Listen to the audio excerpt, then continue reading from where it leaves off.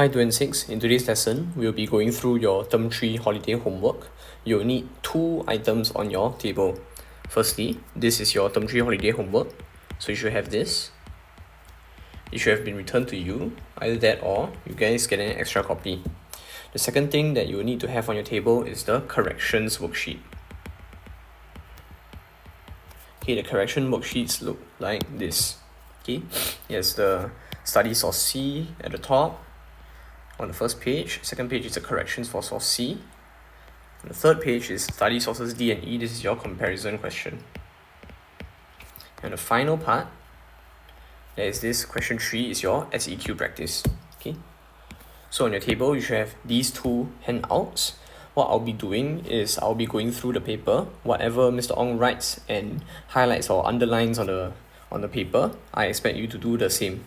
There will be several portions in the video where you are expected to pause the video, do a certain activity, and then come back to the video once you have completed the activity. Okay, you feel free to pause and play or to rewind the video if you think that Mr. Ong is going too fast. Okay. So what I'm going to do right now is we're going to be looking at section A. These are your source-based questions. Source-based implies that you're supposed to have questions and your answers are going to be based on a source. This is not going to be like your essay questions where you're supposed to rely on your memory. You have memorized certain facts, certain ideas from the lessons and put it into the essay. These questions here, source-based, so you're supposed to refer to the source using your background historical knowledge to interpret the sources. I'm looking in particular at questions 1C and D, like what I pointed out. This is 1C is a purpose question. You recognize it from the question phrasing. What was the purpose of HDB publishing this photo? You realize that source B is also a purpose question. Why was source B published? The big idea is they ask you, why did the cartoonist or why did the government choose to publish these photos or publish these newspaper articles? Okay, so that's for 1C. For 1D, this is a comparison question. You look at two sources, source D and source E, and you answer the question, how similar are they? Okay.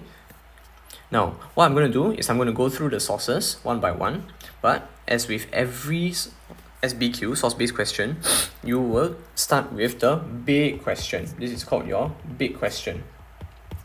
So the big question behind this source-based case study is, how did moving into an HDB estate affect Singaporeans? Now, this background information, remember, you're not supposed to quote from it. Background information just helps you to remember what are some of the important details that you should have studied in your lessons, and just to tell you what the sources you will expect to see and what you can expect to find in your sources. Okay, so I'm just going to go through this really quickly. I'm going to highlight some portions. Okay, so the HDB began in 1960 to solve the nation's housing issue by providing affordable flats with basic amenities and facilities in the housing estates for people. So remember from our lessons that Singapore was facing a big housing problem where there were many people who were staying in the kampongs or in the squatter dwellings. So it goes on to say, in the 1960s, there were inadequate homes, not enough homes to house a population of about 1.6 million people. People lived in rented cubicles as a tenant or in wooden huts in the kampong. Okay, so these are very poor living conditions. And by 1965, HDB completed its first 5-year program with a total of 54,000 homes being built. As a result of HDB's sustained effort, means its continuous effort to provide build affordable housing, eventually more than 80% of Singapore's residents' population moved from kampongs to HDB flats. Now, at first, this sounds like a very good thing, right? So this sounds positive. But you remember from your lessons that wasn't always the case. In fact, while many people were excited to move into HDB estates for its design, facilities and convenience, there were some people who were reluctant to move. That means they didn't want to leave the kampongs. So when you're reading the rest of these sources, you should be already thinking in your mind, okay, I see these sources, I should expect to see some sources that say that moving to HDB was a good thing, and I should expect to see that some sources say that moving to HDB is a bad thing. So I'm going to be expecting to see good things or positive things about moving to HDB, positive and negative things about moving to the HDB. HDB. Okay. So now let's look at source C together. So source C shows a poster of a family moving into their flat for the first time. Okay, family moving into the flat for the first time. It was published by the Housing Development Board in 1965. So right at the start, this is, remember, the description of where your source came from. This is called your provenance. It tells you who published your source, where it was published, when it was published, and you can sort of make a guess who is the intended audience. Okay, so the Housing Development Board, this is going to be your author. He's the one who created, the one who posted, the one who published this picture. Now, what do I actually see in this picture? Well, I'm going to see this dude, this man, he's smiling, he's looking very happy. Okay, and I'm seeing that he's moving in with his whole family, moving in with the whole family. Now, I'm probably going to infer that he is looking at something in his HDB flat, or he's looking at his whole HDB flat and he's very impressed. That's why he's smiling. Okay? Now, you got to think, if you were a Singaporean seeing this poster, what is the intended outcome that HDB wants you to have after seeing this picture? Okay, so they purposely show you a picture of a family that looks very happy when they move into the flat for the first time. What is HDB trying to do given what you have seen in the background knowledge, background information? You saw that there were some people who were very reluctant to move. Okay, so just think about that, and we'll be looking at 1C. Why did HDB publish this picture? Okay, so now I want you to flip over back to your corrections page. So we're looking at question 1C. What was the purpose of HDB publishing this photo? Explain your answer. Just a recap. Good purpose answers have the following things. Remember, we use this acronym called CAMEA. Okay, a lot of students are good at reciting what CAMEA, but they don't know what it actually looks like. So CAMEA refers to context, author, aim, audience, message, evidence, explanation, and actions. Okay, context is about what was going on at that point of time in the 1960s, 1965. Okay, author is who published the source, who made the source. You got to read the description. Aim words. Okay, this one I think you guys are pretty good. You can use words like convince, persuade, criticize, blame, and mock. And the audience, you're supposed to read the description of the source, the provenance, and try to infer who is seeing the source. And the key is you got to be specific. Okay, I do not want to see things like, oh, this was given to people. Okay, who's people? What's people? Malaysian people, Singapore people, Indonesian people? Okay, you gotta be specific. Next, your message, evidence, and explanation. This one I think is quite common. This is just like your inference. And your action. What does the author intend the audience to do after seeing the source? Okay, so remember, just now we saw the source about the man looking very happy when entering the HDB flat. Now, what are the Singaporeans supposed to do after seeing it?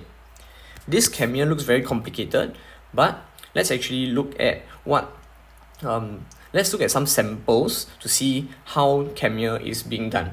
Okay, so now we're going to mark these samples together. Okay, so now refer to sample A.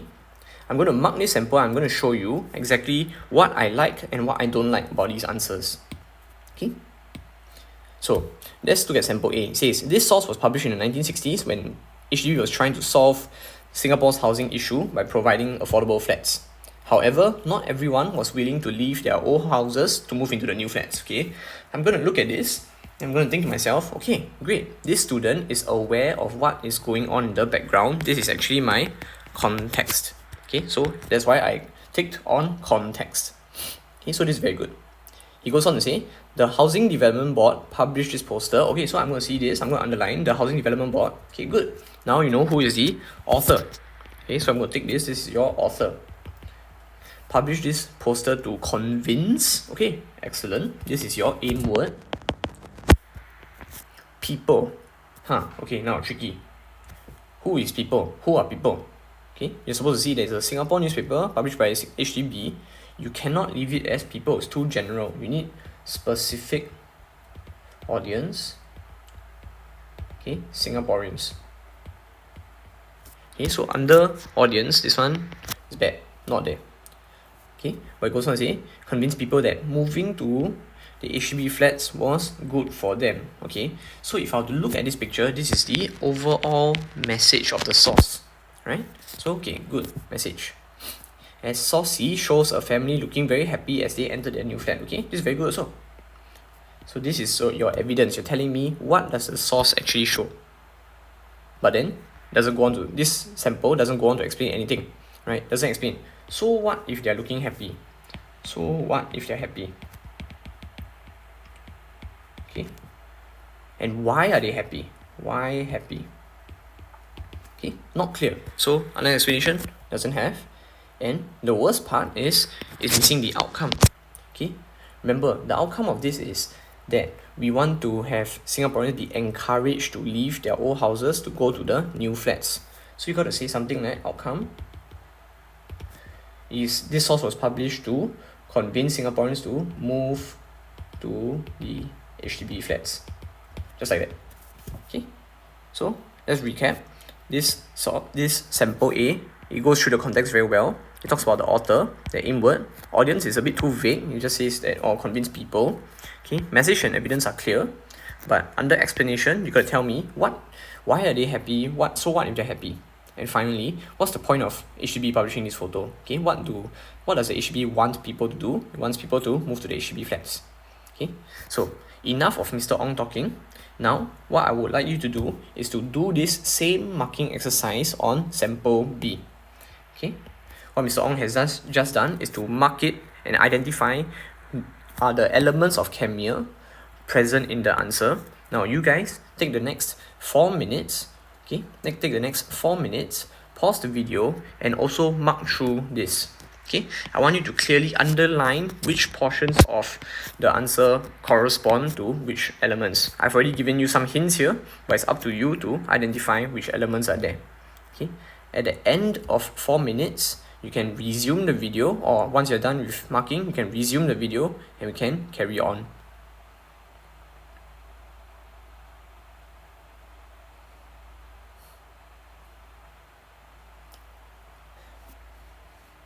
Okay, I'm going to assume that you have already finished marking, so let's go through this together. So for sample B, the student says, source C is a poster showing a family moving into their new flat for the first time, published by the Housing Development Board in 1965. I'm going to look at this, then I'm going to think, wait a minute, doesn't this sound a little bit familiar? In fact, isn't that statement just a copy-paste of this section? Right, a poster showing a family moving to the new HDB flat for the first time, published by HDB in 1965. Is this considered the context? Okay. No, this is not considered the context. This is just copying the provenance from the source. The context is about the background information that helps you to understand the source. What was going on in Singapore at the point in time? What are the problems? What are the issues that were being faced? So under the context, it is not shown. Okay, now source C published this to, but at least you tell me it's published by the Housing Development Board. Okay, so author there. Source C published this to persuade Singaporeans. Okay, good. Persuade is there. Singaporeans. Okay, good. Specific audience that the HDB flats were impressive. Okay, so this is going to be your message of the source. What is the source mainly trying to communicate to the readers? The HDB published this so that people would buy HDB flats. This is so that people would buy HDB flats. Okay, this, sorry, excuse me. Okay, this is your action or your outcome. What is the practical thing that the audience is supposed to do? What's the practical action that they're supposed to take after seeing this source? So this is your very good outcome. I don't know why this student repeated the same thing twice.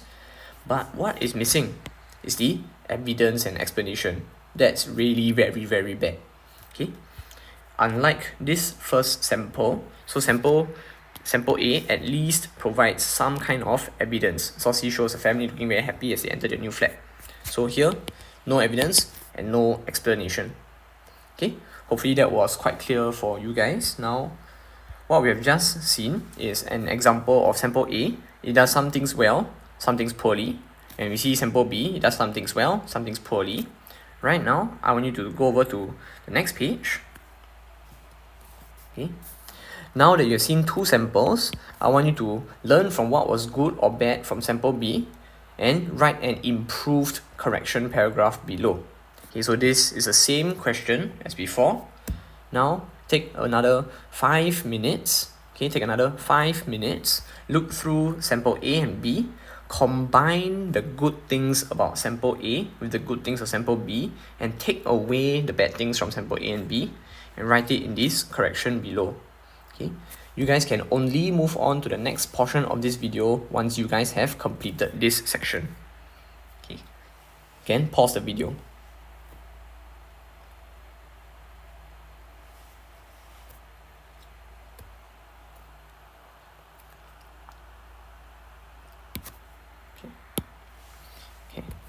I'm going to assume that you have already completed your purpose corrections. You have seen sample A, sample B, seen what's good and bad about it, and then you have created a correction for that for question 1C. Now we're going to look at question 1D, study sources D and E. How similar are they? Okay. Once again, we're going to be looking at the sources. Whatever Mr. Ong writes on his screen, I want you to do the same as well on your paper. Okay, so let's look at sources D and E. Source D, adapted from an interview by Pek Chee Hui, who lived in a kampong. Okay, so this person lived in a kampong and moved to the HDB flat in the early 1980s. Okay, so this would be a very good source because we want to find out, if I want to find out what Singaporeans thought about moving to the HDB flats, then this person will probably be the best person to talk about it, right? You have the experience of living in a kampong, you have the experience in living in the HDB. You get to see the both sides. Okay, so let's hear what Mr. Pek or Miss Pek had to say. We opened our doors and the children had so much fun at the neighbour's house. The neighbours trusted one another. Everyone knew one another and help was always available when needed. Okay, when we moved to the HDB flat, okay, so this implies this section is about kampong life. Okay, when we moved to the HDB flat, the kampong neighbours lost touch and the new neighbours were not as friendly as before. Neighbours keep their doors closed, and even though we talk to each other, the feeling is just different from living in a kampong. I still miss the old kampong days. I think I will be staying there now if I can. Okay, so this person misses the kampong, right? And specifically, what is this person missing about the kampong, right? Is he missing the open air, the fresh air? Is he missing the low cost of living in the kampong? Not quite, right? The main thing that this person is missing is the close relationships or close friendships between the people in the kampong. That's what you see over here, right? So if you see this sentence, okay, neighbours trusted one another, everyone knew one another and help was always available. Versus in the HDB flat, neighbours were not as friendly as before. The feeling is just different. Okay, so the overall message of this entire source D is that moving to the HDB flats took them away from their close relationships and friendships. Okay, that's pretty bad. Okay, now let's look at source E, adapted from an interview with Lim Kim San, the first chairman of the Housing Development Board. 6 months after moving from kampong to HDB flats, more than half of the families returned to the kampong. Okay, so this is already telling you that half of Singaporeans did not like the HDB flats, right? Because half of them eventually left. When they were squatters, remember, a squatter is a person who stays in an unauthorized area, not allowed. Okay, it's not allowed because it's very dangerous or it's very unhygienic. Okay, when they were squatters, they could rear chickens, pigs, access free water, and use gas lamps. Wow, okay, so this tells you that they could provide for themselves, right? If I need food, I can grow my own food, right? Because I have my own chickens, I got my own pigs, I can have my own farm, I can feed myself. In terms of water, I don't need to pay for water bills or electricity bills because I can use free water from the river and I can use gas lamps. However, when they moved to HDB flats, they started to pay for water and light and electricity. Now, previously, the cost of living was very low, but after they moved to the HDB flats, cost of living increased. Cost of living increased because now they needed to pay for all of these different things. Okay, I hope by now you are able to see something that is similar between source D and source E. Both of them are talking about negative things or the bad things about moving to the HDB flat from the kampongs. Okay, however, they are giving different reasons for why Singaporeans didn't like the HDB flats. Okay, so let's go back to the corrections. So now we are on to the next part. We're looking at study source D and E. How similar are sources D and E? Okay, just a reminder, good comparison answers have these following things inside. Okay, just to help you to recap whatever should be inside the format for your comparison answer. First thing, when you answer the question, you gotta have two things. You have a comparison word. Comparison words are things like, are they similar or are they different? You're using back the same words from here. Okay, and a common criteria. Common criteria means the big topic that both sources are talking about. Okay, this big topic cannot just apply to one source and not the other source. It's got to be something that both sources actually talk about. Okay, so this part, ATQ, you have comparison word and common criteria. Second part is your IEE for your first source. Okay, IEE for first source means this is source D. Okay, and then your IEE for your second source. To connect these two sources together, you need a connecting word, things like similarly or however. Obviously, if the sources are similar, then you use similarly. If the sources are different, you say however. Okay, so let's look at an example of what this might look like. So let's look at sample C. Okay, looking at sample C. So if I look at sample C, my first sentence, sources D and E are similar. Okay, good. I'm going to mark this. I see comparison word. Done. In showing that people preferred living in the kampongs. Okay, so people preferred living in the kampongs. Is this something that both sources D and E talk about? Yeah, probably. So this is a big topic. So common criteria, done. Source D is about how neighbors trust and help each other. Okay, good. This is my inference for source A. This means that Singaporeans miss the kampongs. Seems to be missing something here, right? In fact, this is a source-based question, but I don't see the source, so no evidence. Okay, however, it does say this means that Singaporeans miss the kampong. This is a good explanation if you had given me some evidence. So this is an unsupported source. Okay, so this is your IEE for source D. Then it goes on to say similarly, so connecting words there.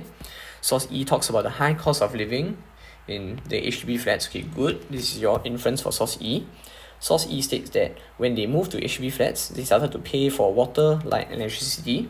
Okay, good. This is your evidence taken straight from the source. This means that people found it expensive to stay in the HDB flats compared to the kampong. Okay, great. This is your explanation. So over here, your IEE for source E is good. IEE for source D, not so good because there's no evidence provided. But your ATQ is good because you got your connecting word and your common criteria. Okay, now similar to the exercise we did for the purpose question, what I want you guys to do is to pause the video and complete marking for this sample D. Okay, pause the video, complete marking for sample D. Identify all the components that are present or absent. These are just a hint. Okay, I want you to be able to highlight the relevant sections. And then once you guys are done, you can come back to the video.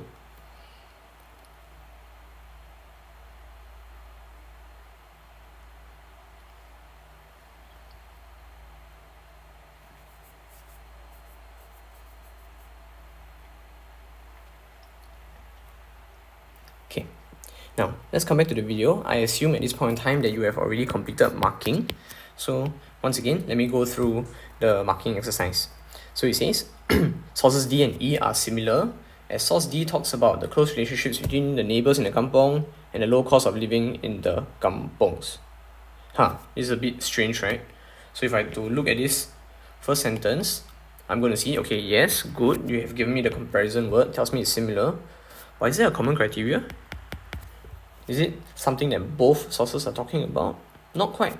What I'm seeing here is the first part, source D talks about the close relationships between the neighbors in the kampong.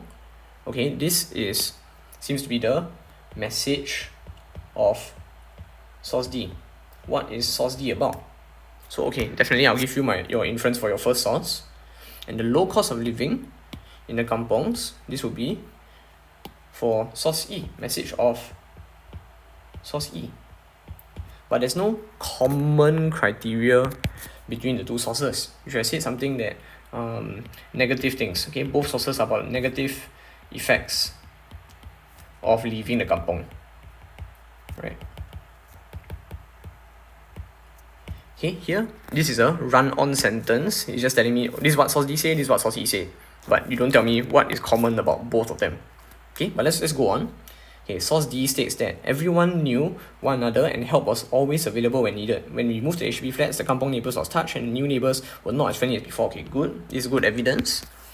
This means that neighbours were more friendly in the kampong compared to the HDB flat. Okay, good. This is your evidence. However, okay, good. Connecting word. Source E states that when they were squatters, they could rear chickens, pigs, access free water and gas lamps. Okay, good. This is your evidence. Your inference here is actually taken from the top.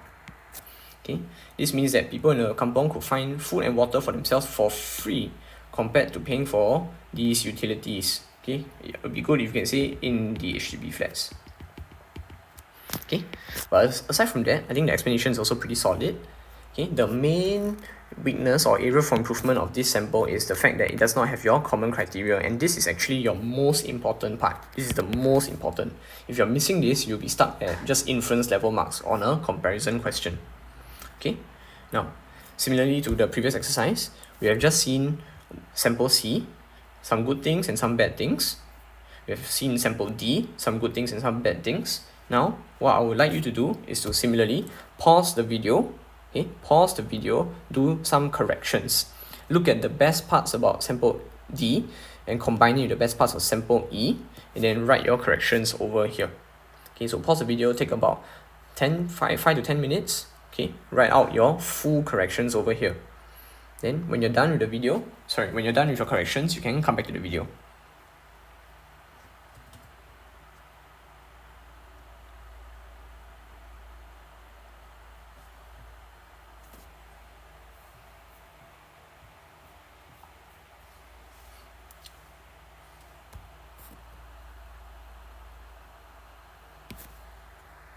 Okay.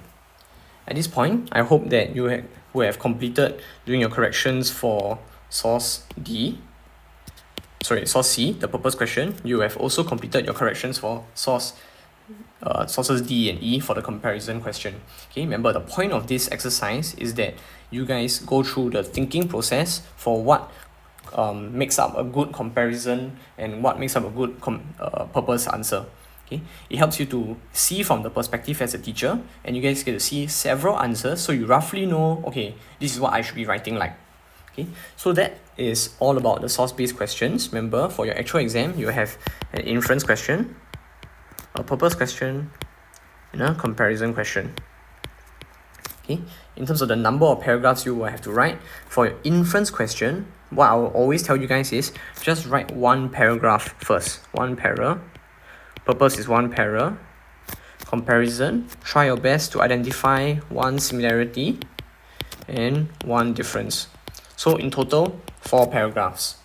If you have time after you completed the paper, go back to your inference paragraph and try to write a second inference.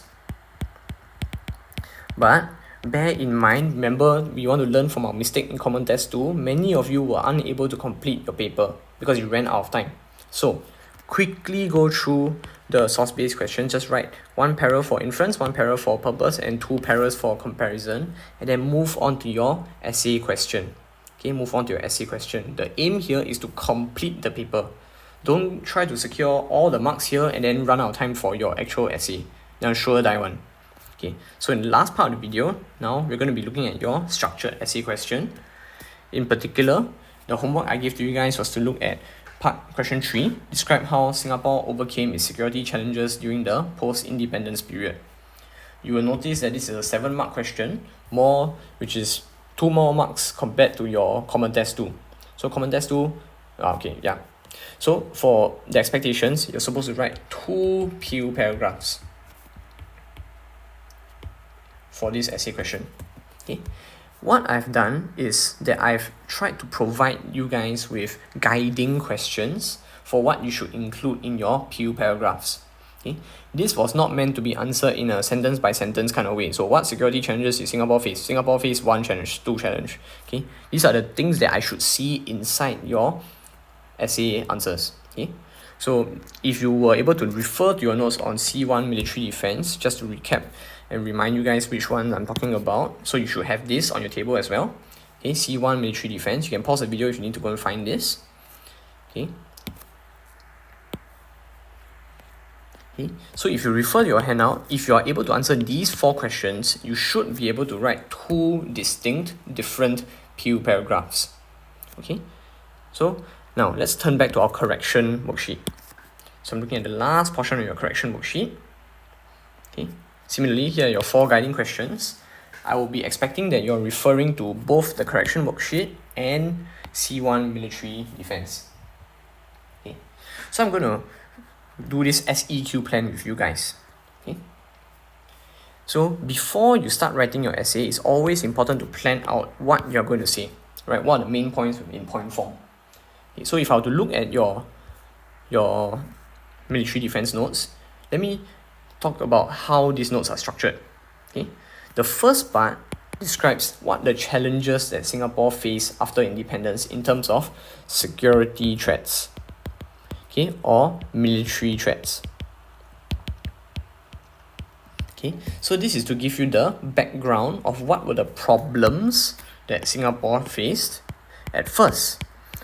Okay, and then in the second part, how it overcame its security challenges. What are some of its solutions to solve these problems? Okay, so I say again, first part is about the problems of military threats. Second part is about the ways that Singapore overcame its security problems, the solutions. Okay, so in terms of the challenges, there were 3 main ones. First one is about security challenges. Okay, and within security challenges, there were challenges your internal security, meaning inside of Singapore, there were terrorists that were conducting attacks. Okay, so terrorists from Indonesia came to Singapore to conduct attacks. These attacks were known as konfrontasi. Remember, we saw the video of the bombing of the McDonald House. Okay, there were external threats, meaning outside of Singapore in Southeast Asia, the bigger region, there was a war going on called the Vietnam War. Okay, it was fought between the communists and the non-communists. Remember, we have seen a little bit about this after the Japanese occupation in Singapore. So we remember that Malaysia was very afraid of the communists in Singapore because the communists wanted to take over, and apparently the communists were very violent. So people were pretty scared. Okay, so as the war was going on in Vietnam, people were afraid that communism would start to spread from Vietnam to Singapore, and then Singapore also become a very violent place. Okay, so those were external problems. And the third big security challenge was the British military withdrawal. Meaning, after World War II, the British decided, hey, I'm going to withdraw, take away my forces from Southeast Asia because I want to focus on protecting my own self. Okay, this was a problem because up till now, the British had been Singapore's main defender, main protector. And without the British, Singapore was worried about the internal threats and the external threats. How am I going to protect myself if the big superpower of Britain is no longer in my country? So those were the problems and security threats. Okay, how did Singapore solve these problems? Firstly, introduce NS. Secondly, introduce military cooperation with other countries. The summary is, if I team up with other countries, then it means that we can both protect each other. Okay, so even if Britain is no longer there, I can be teaming up with countries like Australia and New Zealand, Singapore and Malaysia. We can have an agreement to protect each other. And the last one, okay, previously the British were the ones supplying the weapons, right? Now we're going to build up Singapore's defense industry, meaning I'm going to build my own factories. My factories make my own weapons. So these are 3 different solutions to Singapore's security threats. Okay, each of these could be a PU paragraph by itself. Okay, so let's flip back to the notes, the correction worksheet. Okay, so under our SEQ plan, what I would have wanted you to do is write in point form, security challenges. Okay, then you can list out several. Okay, internal, external, and British withdrawal. Okay, I'm going to give you an example. So under British withdrawal, you can say that Singapore was not protected by Britain anymore. No British soldiers, no British weapons. Okay, So I'm just adding some details onto these points. And you should be doing the same thing with internal and external threats. Okay, so these were the security challenges. I listed 3 over here. Okay, now what were some ways, now I'm getting this question, what are some ways that Singapore overcame these security challenges? Remember, the first one was, okay, so overcome security challenges. Okay, first one was introduce national service. Second was to build partnerships and agreements with other countries. So we call that military cooperation with other countries. And the third one would be building Singapore's defense industries. Okay? So this is supposed to be your SEQ plan, where you write in point form or in a mind map form the big ideas. Okay, so let's try to write one paragraph together. Okay, so Pew paragraph 1. Okay, remember, I always want to start by answering the question. So the question is, describe how Singapore overcame its security challenges during the post-independence period. I'm going to start off by saying, Singapore overcame its security challenges by, okay, so this is my ATQ statement. Then I'm going to give my first factor, first reason or first solution. Okay, so I'm going to pick maybe introduce NS by introducing national service. Okay, just to give some context to national service, I need to explain one of the problems. For example, British military withdrawal. Okay, after World War II, the British announced that they were withdrawing, it means, or they were pulling out from Singapore. Okay, this meant that Singapore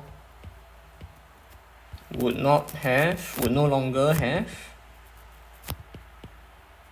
British weapons or soldiers to defend it. Okay, so this is your security challenge.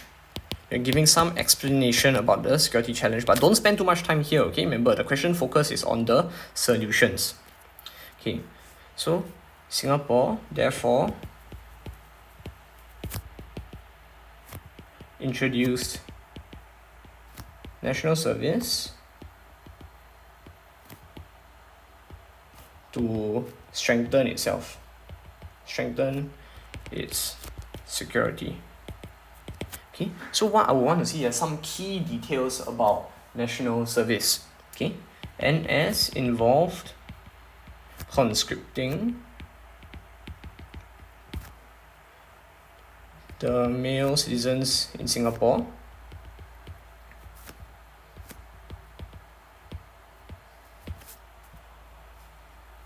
where they would serve for 2 years to protect Singapore for 2 years of full-time service. Okay. Now, what is the effect of this? We can go on to say national service. So this part I'm referring back to my notes. National service helped Singapore recruit and train an army that could defend Singapore in the British absence. Okay. Now, so remember, PU paragraph, point, evidence or examples, and explanation and link. Now we're going to bring it back to the question, so the linking back to the sentence. As such, Singapore overcame its security challenges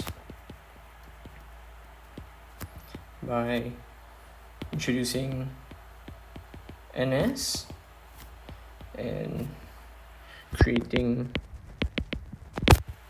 an army. Okay, so this will be roughly what you should be writing for your PU paragraph on the introduction of NS. Okay, now you could, okay, so for your exams, remember you're supposed to write 2 PU paragraphs, so this will be an example of a second PU paragraph, building Singapore's defense industries. Okay, there were 3 possible solutions. I've given you one, given you an example. These 2, you can work on it yourselves. I think I was pretty clear. And I've also shown you how to match the notes to your essay writing. Okay, that'll be all for today's lesson. If at any point you weren't very sure, need some clarifications, you can pause the video, replay, or you can drop a text to Mr. Ong just to clarify. Okay, thank you.